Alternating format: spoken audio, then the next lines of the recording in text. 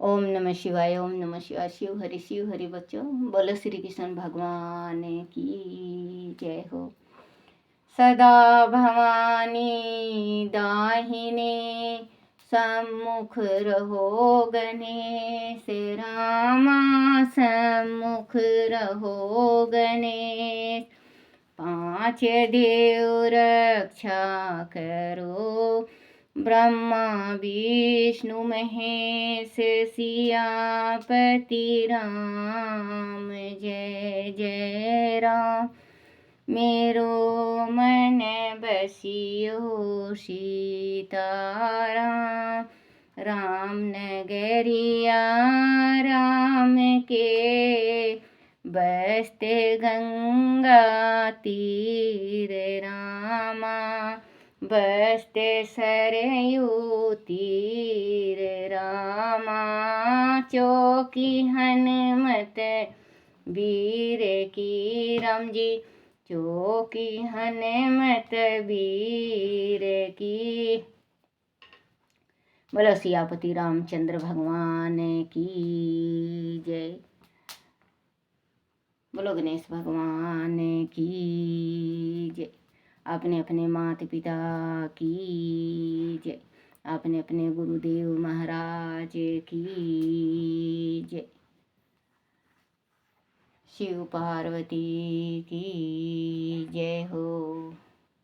शिव पुराण की जय। शिव पुराण में प्रथम ज्योति लिंग सोमनाथ के प्रादुर्भाव की कथा और उनकी महिमा। तदनंतर बोलो शिव पार्वती की जय। तदनंतर कपिला नगरी के कालेश्वर रामेश्वर आदि की महिमा बताते हुए सुत जी ने समुद्र के तट पर शीतल गोकर्ण क्षेत्र के शिवलिंग की महिमा का वर्णन किया। फिर महाबल नामक शिवलिंग का अवधूत महात्म सुनाकर अन्य बहुत से शिवलिंगों की विचित्र महात्म कथाएं का वर्णन करने के पश्चात ऋषियों के पूछने पर वह ज्योति लिंगों का वर्णन करने लगे।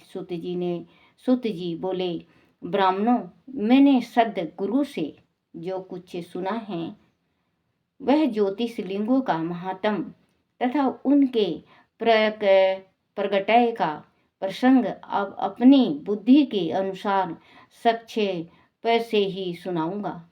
तुम सब लोग सुनो। मुनि, ज्योतिष लिंगों में सबसे पहले सोमनाथ का नाम आता है।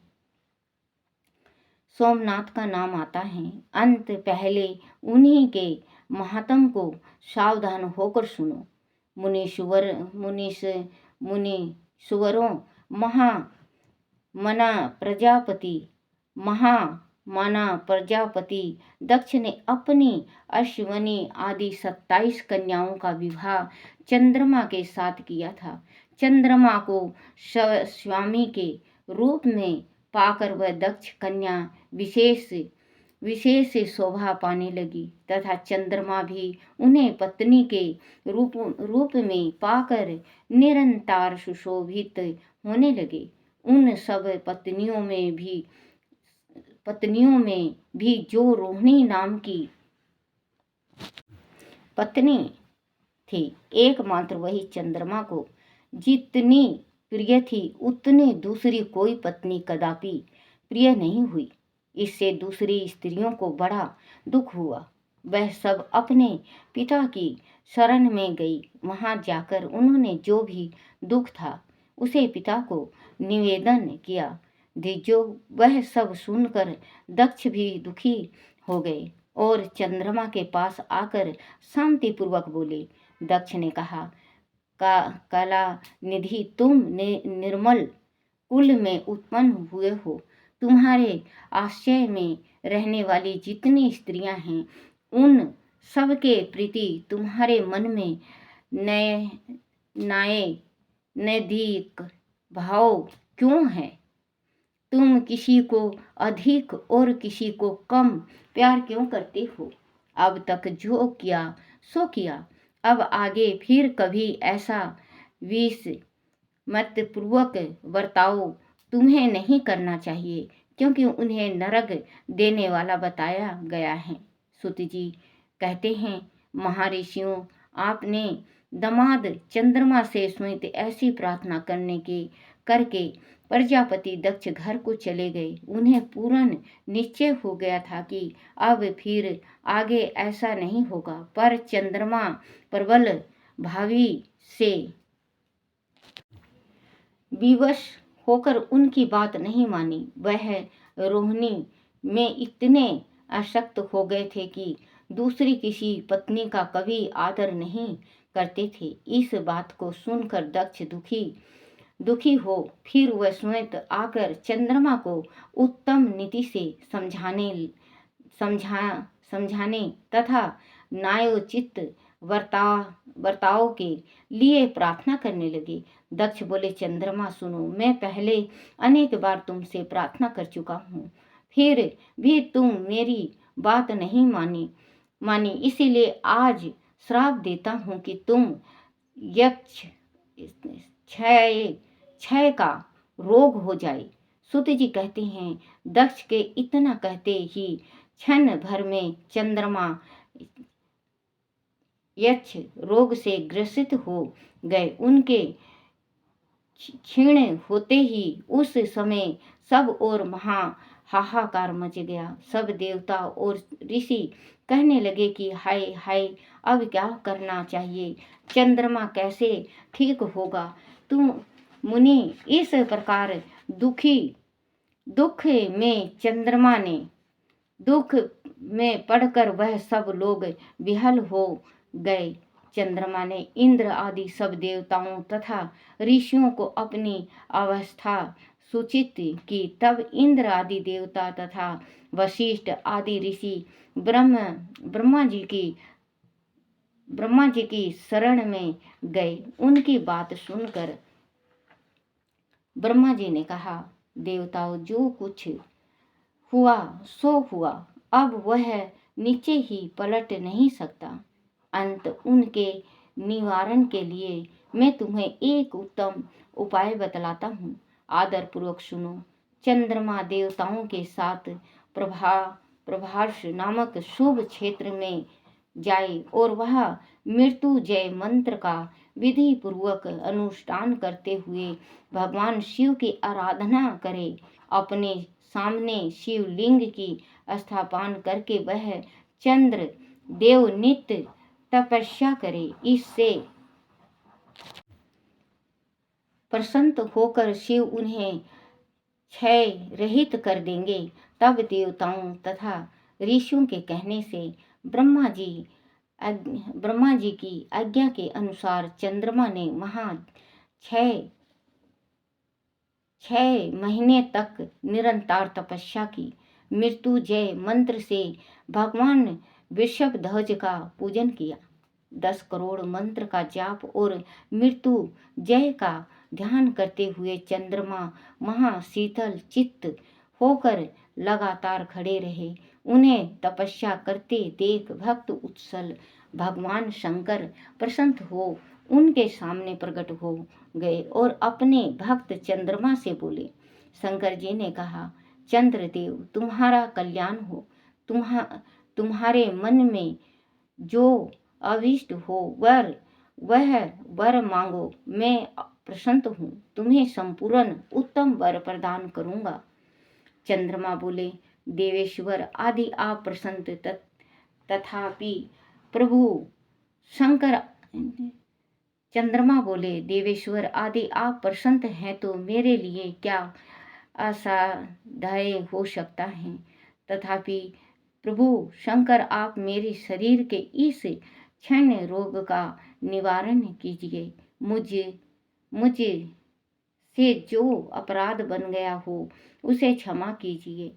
शिव जी ने कहा, चंद्र देव, एक पक्ष में प्रतिदिन तुम्हारा कला क्षीण हो और दूसरे पक्ष में फिर वह निरंतर बढ़ती रहे तदनंतर चंद्रमा के भक्ति भाव से भगवान शंकर शंकर की स्तुति की। इससे पहले निराकार होते हुए भी वह भगवान शिव फिर साकार हो गए। देवताओं पर प्रसन्न हो उस क्षेत्र के महात्म को पढ़ने तथा चंद्रमा के यश का विस्तार करने के लिए भगवान शंकर उन्हीं के नाम पर वहाँ सोमेश्वर कलाएं और सोमनाथ के नाम से तीनों लोकों में विखलित हुए। ब्राह्मणों सोमनाथ का पूजन करने से बच्चों ये जो कला छीन दक्ष ने श्राप दिया था इनको कि कला छीन मतलब जैसे रोशनी को कहते हैं। जैसे देखो शंकर भगवान का इन्होंने तप किया, शंकर भगवान प्रकट हुए और शंकर भगवान ने फिर इनको आशीर्वाद दिया। क्योंकि साधुओं का जो श्राप होता है वो निष्फल नहीं होता, चाहे वो आशीर्वाद दें चाहे श्राप दें, उनका वो कोई भी नहीं हटा सकता। जो ऋषि सही ऋषि और साधु हैं अगर श्राप दे दें तो भगवान भी नहीं हटा सकते। हाँ, उसका उपाय थोड़ा सा कर देते हैं, उनका कम कर देते हैं। तो ये चंद्रमा ने तप किया, शंकर भगवान प्रकट हुए तो शंकर भगवान ने कहा कि मैं खुश हूँ, वर मांगो, क्योंकि आपने बहुत बड़ी तपस्या की है, मैं प्रसन्न हूँ। वो कहने लगे, बोले कि जो मेरे रोग लगा है छीन होने का वो रोग हटा दो।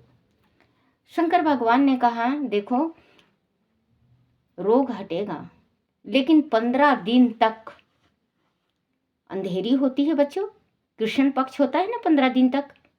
चंद्रमा बिल्कुल मावस के दिन तो बिल्कुल ही नहीं रहते, छीन हो जाते हैं। और फिर इसके बाद एकम से, पड़ुआ भी कहते हैं एकम भी कहते हैं, कृष्ण पक्ष तो अंधेरी होती है और शुक्ल पक्ष, जो शुक्ल पक्ष होता है उसमें चंद्रमा बढ़ता ही जाता है। तो ये भगवान ने कहा कि देखो मैं आपको ये दे दूंगा, लेकिन आप 15 दिन तक तो आपको श्राप आपके शरीर में रहेगा ही रहेगा। 15 दिन तक तो आप छीन रहोगे, लेकिन 15 दिन के बाद कला बढ़ती जाएगी बढ़ती जाएगी बढ़ती जाएगी।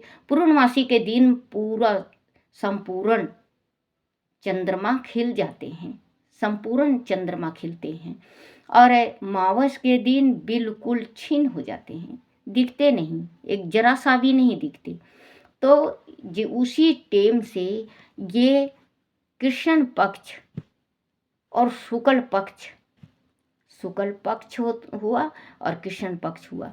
तो बच्चों अगर हम कोई कार्य करते हैं या कोई हम व्रत रखते हैं या कोई हम किसी चीज़ का उद्यापन करते हैं, तो जो उद्यापन जैसे कि शंकर भगवान का हुआ, माता रानी शक्ति की हुई, तो ये जैसे कि व्रत उठाना है, आपको व्रत 16 सोमवार करना है तो चांदन से शुक्ल पक्ष से चालू करो, क्योंकि शुक्ल पक्ष से करने से बच्चों फायदा होता है और हम जिस वास्ते व्रत करते हैं वो हमारी इच्छा पूर्ण होती है। और हम अगर कृष्ण पक्ष से चालू कर लेते हैं तो बच्चों हमारा व्रत इतना नहीं लगता। देखो व्रत चाहे किसी का भी करो आप, व्रत तो सभी अच्छी होती है, सभी व्रत अच्छा होता है, करना चाहिए। लेकिन बच्चों अगर आप कृष्ण पक्ष के बजाय शुक्ल पक्ष में व्रत करो, जैसे पहला शुक्ल पक्ष आ जाए, आप 16 सोमवार का व्रत कर रहे हो तो आप जैसे पहला सोमवार आता है, एकम हो, दूज हो, तीज हो, चौथ हो, सातम हो, सातम ही होता है, छठ सातम, एकम से लेके सातम तक। तो अगर बीच में आपका सोमवार आ जाता है तो आप व्रत रख लो सोमवार का, चांदन का होगा, शुक्ल पक्ष का। और जिस टाइम उद्यापन करो उस टाइम भी बच्चों किसी चीज़ का भी उद्यापन करना हो तो बच्चों शुक्ल पक्ष में ही करना चाहिए उद्यापन। शुक्ल पक्ष में उद्यापन करने से हमें जितना उद्यापन का फल मिलना चाहिए उतना मिलता है, 100 का 100 फल मिलता है हमें। और कृष्ण पक्ष में उद्यापन करने से हमारी इच्छा पूर्ण नहीं होती।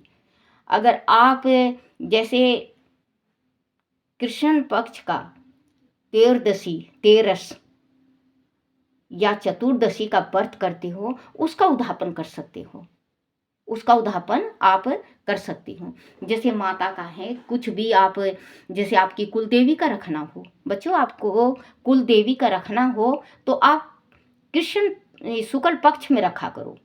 अगर आपको माता का रखना है तो चांदन में, चांदन भी कहते हैं, कृष्ण पक्ष भी कहते हैं, इसमें रखा करो आप माता का। जैसे किसी ने बता दिया आपको कि आपकी कुलदेवी थोड़ी रुष्ट हो गई हैं, तो 16 श्रृंगार के साथ आप 2.25 मीटर का चुनरी लेके और माता का नाम लेके 101 रुपये का पल्ले में बांध के और अपने सिर में लगा के माता से कहो कि हे माँ, आप हमारे पे कृपा बरसाओ, खुश रहो, और माँ मेरे से जो भूल हुई है, माँ मैं बच्चा हूँ आपका, आप मुझे माफ़ करो। देख लेना बच्चों, आपका मनोकामना पूर्ण होगा। और कृष्ण पक्ष में होता है पितरों का, कृष्ण पक्ष में जो होता है अंधेरी में, वो होता है पितरों का। अगर आपके पितर रुष्ट हो गए हैं तो आपको क्या करना है बच्चों, जैसे छोटा पितर हो तो लंगोटी टोपी होती है, छोटा पितर का 2.25 मीटर कपड़ा लो, उसमें आप एक सुपारी लो और जनेऊ लो, चावल होना चाहिए, थोड़ा सा चीनी होना चाहिए, और 11 रुपये, 101 रुपये आप उस पल्ले में बांध लो और आप अपने माथे से लगाओ और कहो हे मेरे पितरोजी महाराज, आप हमारे पे कृपा बरसाओ। अगर आप रुष्ट हो जाओगे तो हमारे पास कुछ भी नहीं है, क्योंकि आप हो तो हम हैं। पितरोजी महाराज जिसके ऊपर होते हैं उसके ऊपर माँ खुद ही कृपा बरसाती हैं। जिसका पितर रुष्ट हो जाता है तो देवी साथ नहीं देती बच्चों, देवी भी रुष्ट हो जाती है उससे। तो आप पितरों का भी मनाया करो, क्योंकि कुल का देवता और कुल की देवी बहुत जरूरी है हमारे गृहस्थी के वास्ते। हम कहते हैं ना गया जी बिठाए आए, बच्चों कहते हैं ना गया जी बिठाए आए। देखो बुरा मत मानना बच्चों, आज जो मैं कहूँगी बिल्कुल सच और साफ और स्पष्ट कहूँगी, और बुरा मानोगे तो आप व्रत होंगे तो 2-4 केला फालतू खा लेना। क्योंकि अगर हम बिठाए आए, काशी जी बिठाए आए, बनारस बिठाए आए, हम पितरों का करना बंद कर दिए तो बच्चों पितरों जी महाराज की तो मुक्ति हो गई, लेकिन हमारे घर शुद्धि तो नहीं हुई। हमारे घर से जो साल में दीपावली के दिन या साल में सोमती अमावस को हम जोड़ा पहनाते हैं, पितरों का श्रद्धा अर्पण करते हैं, पितरों को श्रद्धा तर्पण करते हैं और जिमाते हैं, वो तो हमारे पितरों जी का बंद हो गया। तो वो ही आजकल बच्चों जैसे बुजुर्ग हो गए, हम बुजुर्ग हो गए, बुजुर्ग होने के बाद हमें क्या वहाँ छोड़ आएंगे वृद्धाश्रम में, क्योंकि वो होता है ना बच्चों, वृद्धाश्रम में वृद्धाश्रम में छोड़ आते हैं, छोड़ के आते हैं कि नहीं आते हैं बच्चों? कितने जने वृद्धाश्रम में हैं कि नहीं? हम अपने पितरों को बनारस और काशी जी छोड़ आते हैं, बुजुर्ग हो चुके हैं हमारे पितर, तो हम कहते हैं कि ये बूढ़े हो गए, कहते हैं ना कि पुराने हो गए पितर, अब इनको हम वहाँ छोड़ आए, हम नहीं करेंगे। तो वही अब हम पितरों को छोड़ के आते हैं, हमारे बच्चे हमें छोड़ आते हैं। ताली एक हाथ से नहीं बजता, ताली दोनों हाथ से बजता है बच्चों। ये माइंड में रखने की बात होती है कि अगर हम हमारे बुजुर्ग को छोड़ेंगे तो कल हमारे साथ भी वही होगा ना बच्चों। हमारे बच्चों को कहीं कहीं तो बच्चों को पता ही नहीं है कि कोई पितर भी थे, हमारे कुल के पितर, कुल की देवी भी थी। किसी किसी घर में तो ऐसा इनके नाम का ताला लगा हुआ है देवी पितरों का कि बिल्कुल उनके बच्चे तक नहीं जानते कि देवी पितर का। और अगर उनके बच्चे देखते हैं, जैसे कि गया जी जाएंगे या कहीं जाएंगे, बनारस जाएंगे या हरिद्वार जाएंगे या कहीं पे भी जाएंगे बच्चों और पितरों का तर्पण करते हुए देखेंगे तो क्या कहेंगे, पखंड कर रहे हैं, क्योंकि उनके माँ बापों ने सिखाया ही नहीं कि हमारे घर के भी कुल देवता और कुल देवी हैं बच्चों। तो वो बच्चे खता खाते हैं। धन होता है उनके पास बच्चों, ये आजमा के देख लेना, धन होगा, बहुत ज्यादा धन होगा आपके पास, लेकिन आपका शरीर स्वस्थ नहीं रहेगा, आपके घर में चिड़चिड़ रहेगी, आपकी बहू प्रेम नहीं करेगी, आपके घर में औलाद नहीं होगा, आपके घर में पोता पोती नहीं होंगे, आपके घर में जैसे बच्चे की शादी बहुत लेट हो जाएगी, शादी होती नहीं है और शादी हो जाएगी तो रुष्ट हो जाएंगे। जिनके बच्चों, जिनके देवी पितरों का उनके घर में श्रद्धा और भक्ति नहीं होती, उनका बता रही हूँ मैं। आप लोग बुरा मत मानना कि दादी हमें कह रही है, मैं जिनके गृहस्थी में देवी और पितरों का वास नहीं होता और देवी पितर को नहीं मानते, जिनके बच्चे पखंड समझते हैं, उनके घर की बता रही हूँ कि उनके घर में दौलत संपत्ति बहुत कुछ होगा, लेकिन काया से सुखी नहीं, दिल में शांति नहीं, आत्मा भ्रम में रहेगा, हाय क्या करूं क्या करूं। वहाँ पूछा दिखवाएंगे, वहाँ भक्ति करवाएंगे, वहाँ वो करवाएंगे। भैया तुम इतने पूजा करते हो, पाठ करवाते हो, भक्ति करवाते हो, आप श्याना के पास जाते हो, सेप्टा के पास जाते हो, पत्रा दिखाते हो, ब्राह्मण से पूछते हो, आप अपने पितर और देवी को मानो, आप अपने देवी पितर को मानोगे तो आपके घर में सब कुछ होगा। आपके घर में अगर देवी पितर हैं, देवी पितर का वास है, तो आपके घर में सब कुछ है। जिसके घर में देवी पितर नहीं है, वो गृहस्थी भूत के समान है, वो गृहस्थी भूता गृहस्थी कहते हैं उसको, क्योंकि जिनके घर में देवी पितर का वास नहीं होता। तो बच्चों, आप अपने देवी पितर को जरूर माना करो और भगवान को जरूर पूजन किया करो, शिव भोले का 1 लोटा जल जरूर चढ़ाया करो। बोलो शिव शंकर भगवान की जय।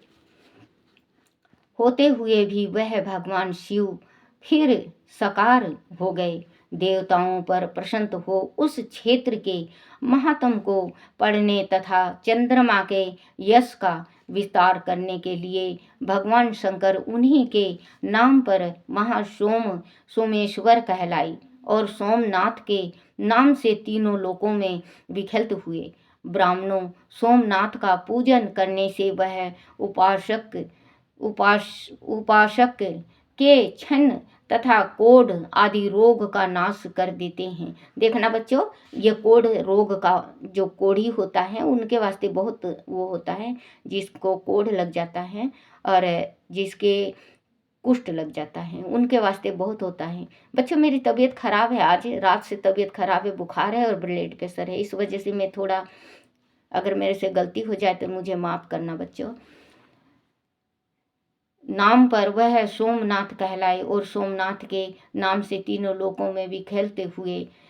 ब्राह्मणों सोमनाथ का पूजन करने से वह उपासक के क्षण तथा कोढ़ आदि रोग का नाश कर देते हैं, रोगों का नाश कर देते हैं। यह चंद्रमा धन्य है, कीर्ते है, जिनके नाम से तीनों लोकों के स्वामी साक्षात भगवान शंकर भूतल को पवित्र करते हुए प्रभास क्षेत्र में विद्यमान है। वहीं संपूर्ण देवताओं ने सोम कुंड की भी स्थापना की है, जिसमें शिव और ब्रह्मा का सदा निवास माना जाता है। चंद्र कुंड इस भूतल पर पाप नाशक तीर्थ के रूप में प्रसिद्ध है। जो मनुष्य उसमें स्नान करता है वह सब पापों से मुक्त हो जाता है। क्षण आदि हो असत्य रोग होते हैं, वह सब उस कुंड में 6 मास तक स्नान करने मात्र से नष्ट हो जाते हैं। बच्चों, जिसको कुष्ठ रोग लग गया है, जिसको कोढ़ लग गया हो, जिसको छन की बीमारी होगी हो, जैसे चितकबरा शरीर हो जाता है, अगर वो लगातार 6 महीना नहाए, स्नान करे कुंड में, तो उसका रोग वहाँ खत्म हो जाएगा। और जो उससे इस जन्म में पाप हुआ हो या पिछले जन्म में पाप हुआ हो, वो भी नष्ट हो जाता है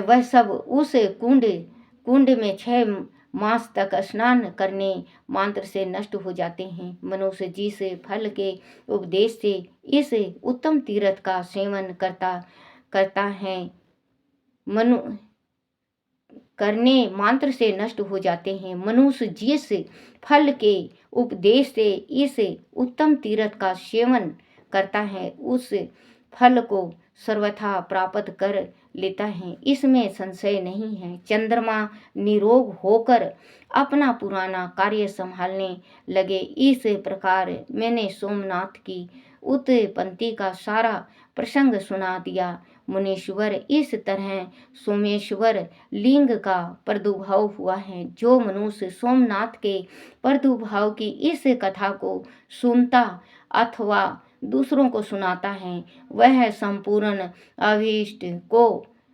इच्छा मनोकामना प्राप्त पाता है और सब पापों से मुक्त हो जाता है। बोलो शिव पार्वती की जय हो। बच्चों, कल मलिक अर्जुन और महाकाल नामक ज्योतिषलिंग के अभिविक मतलब जैसे प्रकट हुए थे, उनका बताएंगे कल पढ़ूंगी। बोलो शिव पार्वती की जय।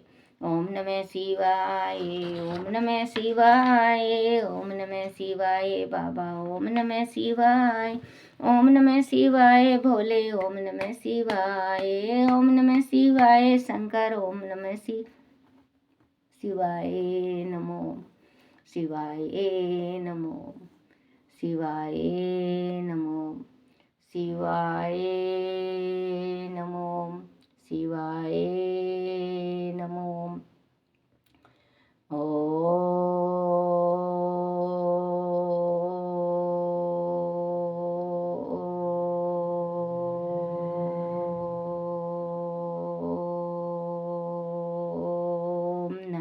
शिवाय।